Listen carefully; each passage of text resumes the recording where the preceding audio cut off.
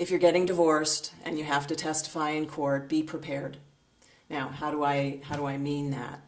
Your lawyer should prepare a list of questions well ahead of time, well ahead of your hearing or your trial. These are the questions that she will be asking you, and she should give those to you ahead of time so that you can think about what you want your answers to be sounding like. And when I say that, what I really mean is practice. Practice, practice, practice. We heard this as children from our piano instructors, and it still works today. So you don't have to practice in front of your lawyer, although once or twice with that will help, but it will also cost you money. But you can practice for your mom, for your adult child, for your best friend. You can practice.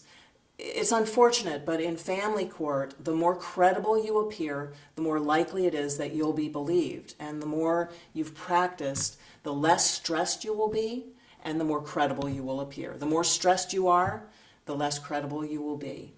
I had a client who came to court and I didn't know what was wrong with him. He answered the questions, but he was basically in a monotone, and he kept getting confused in his answers. And I knew that he knew the answers to the question. It was not a big trial. It was a very short hearing, and he was confused. It was very stressful for me.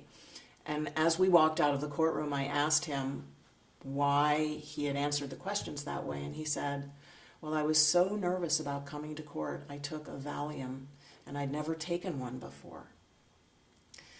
So don't take a Valium if you've never taken one before, because you won't come across as credible. I really mean prepare. Take away the stress by getting there early, making sure that you know where the parking is the day before. Don't get there and have to worry about where am I going to park, where is the courtroom. So scope it out ahead of time. I tell lawyers to do that, and I'm telling you to do that too. Be prepared, and you'll come across as credible, and you'll make your best impression on that judge who's going to make the decisions in your case. I'm Joryn Jenkins. I'm a lawyer for families.